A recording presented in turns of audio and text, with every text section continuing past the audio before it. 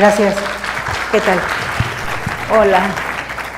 Pues me da mucho gusto estar con ustedes aquí en la Facultad de la UNAM, la FES, Acatlán, una de las casas más reconocidas de estudios en el país. Y muchas gracias a los organizadores por invitarme a esto, que yo veo que es más como un encuentro con ustedes.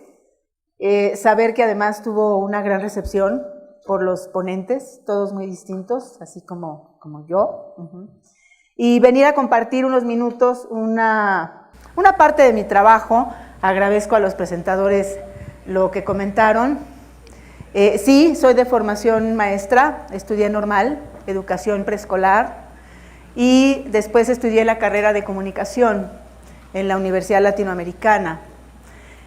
No tengo mi título, por cierto, es lo único que no saqué, el segundo título de mi carrera de licenciatura, porque me tocó una época muy interesante. Primero, los sismos del 85, y después los cambios políticos en el país, y yo tuve que tomar una decisión que espero que no tengan que tomar ustedes. O te quedas a trabajar y no te titulas, y te subes a una campaña política y aprendes, o vas a obtener tu título y pierdes la oportunidad de tu vida. Me fui a una campaña política. Y dije, luego regreso y me titulo. Es bien difícil hacer eso. No se los recomiendo. A lo mejor pude haber ido a la siguiente campaña, que también fui, y luego a la otra, y luego a la otra. Esa es la decisión que tomé. Finalmente, sí tengo una formación normalista, me gusta mucho la pedagogía, la educación, pero el oficio que yo abrazo es el periodismo. Es algo que me encontré en la vida, y cuando vi que se trataba de que era algo emocionante, donde la adrenalina era muy importante, que no tenías que planear nada hacia el futuro, porque todo es el presente y el instante, dije, yo me quedo ahí. Yo quiero hacer eso. No había una conciencia social muy clara, no siempre uno la tiene, pero no me equivoqué y encontré el oficio de mi vida. Y lo he ejercido durante más de 20 años, hasta la fecha, desde que yo puse pie en una redacción. Yo comencé trabajando para la televisión, para el Canal 13, en la redacción de los noticiarios del Estado en ese entonces. Prácticamente mi carrera como periodista la he hecho en medios públicos, desde que comencé, Canal 13, Canal 11, luego volví al 13, luego lo vendieron, y tuve una oferta para participar en los noticiarios del Instituto Mexicano de la Radio como conductora. Yo comencé como redactora, que es quizá uno de los niveles, vamos a ponerle, decían, unos más bajos de una redacción. No, ser redactor es el alma de una redacción, sin redactores no hay noticias. Y de ahí pasé a ser reportera, hasta que llegué a ser reportera A. Antes había 3 categorías, que es la reportera o el reportero de investigación. Esa es mi especialidad, ser reportera de investigación y en temas sociales. Eso es lo que he hecho prácticamente en toda mi vida, y conducir espacios noticiosos. Finalmente uno también busca esa parte de contar las cosas un poco como uno cree que son. Hasta llegar al Instituto Mexicano de la Radio, donde me encontré en momentos muy interesantes. Me tocaron los últimos años del PRI, luego viví la alternancia y ahora volvemos a lo mismo. Entonces es bastante interesante porque lo mismo ya no es igual, no sé si me explique.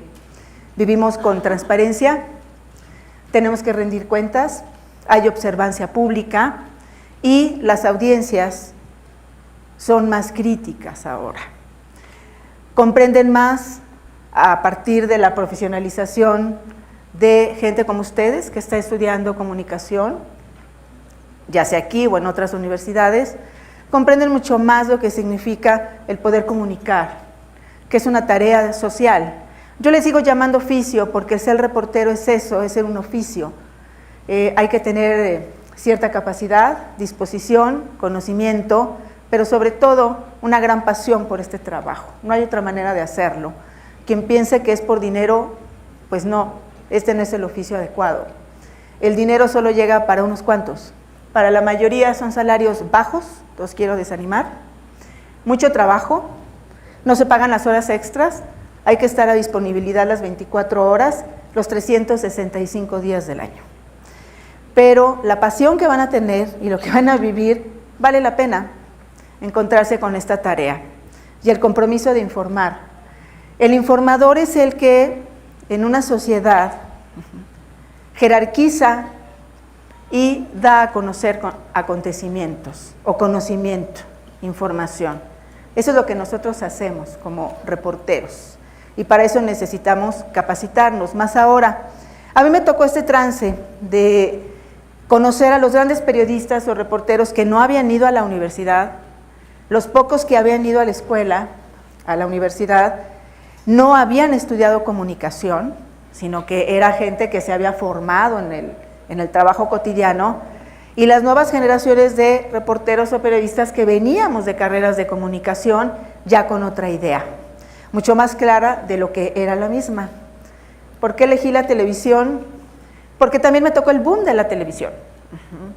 Me tocó el boom de los noticiarios, del crecimiento de los mismos, de la internalización de las grandes cadenas noticiosas de México, y eso era apasionante, y como joven, pues en ese entonces yo dije, yo quiero estar ahí. A lo mejor es lo que está pasando ahorita con Internet, que esa es la gran opción también de los nuevos periodistas, o para los periodistas, y ya no los medios convencionales. Y quizá muchos de ustedes digan, queremos estar ahí.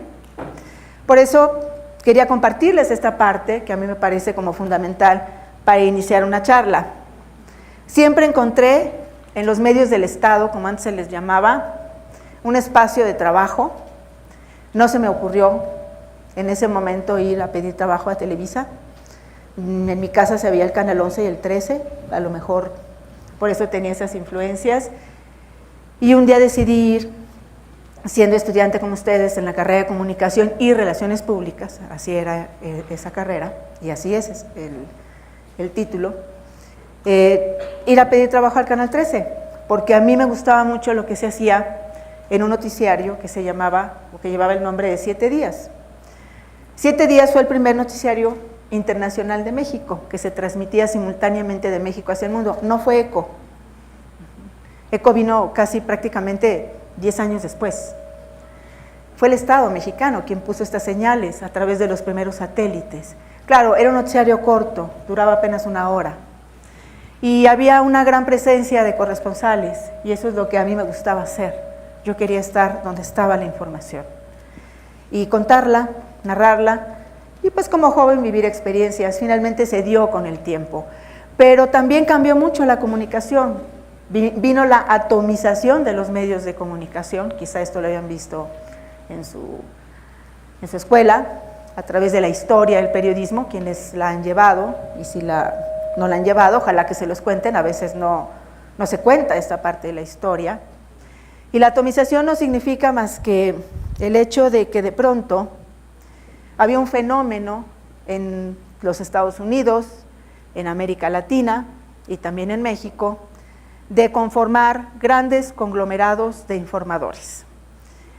Me tocó ver cómo de apenas 20 medios, que eran pocos, de todo el país, en una conferencia de prensa, llegábamos a ser de pronto 300. Para que ustedes tengan una idea, ahorita el número a veces es irracional, ya no hay límites. Hoy la información es instantánea, va segundo a segundo, es prácticamente igual de veloz que las redes sociales, y el reto periodístico es ese, tener el conocimiento para jerarquizar esa información de forma rápida, contundente, revisar el hecho, confirmarlo y transmitirlo. Y para eso a veces hay 30 segundos, 1 minuto, 2 minutos o apenas 1 hora. Los errores son muchos, nadie dice que no, pero más también son los trabajos certeros de mucha gente. Entonces, bueno, creo que es interesante. Yo quisiera conocer si tienen alguna pregunta, hacer una especie de diálogo. Trabajo para la radio pública en estos últimos años, me tocó su transformación, pero sobre todo hacer y conformar lo que es la idea y el concepto de medio público, que es un gran reto, créanme ustedes, en un país que era cerrado, de un solo partido, y que concebía la comunicación nada más como lo que es, como una escena política para emitir mensajes, pero ahora hay audiencias y hay medios críticos y los comunicadores tienen que serlo, lo que no significa que no haya reglas en todo esto. Así que no sé si quieran compartir algo o preguntar algo. Gracias.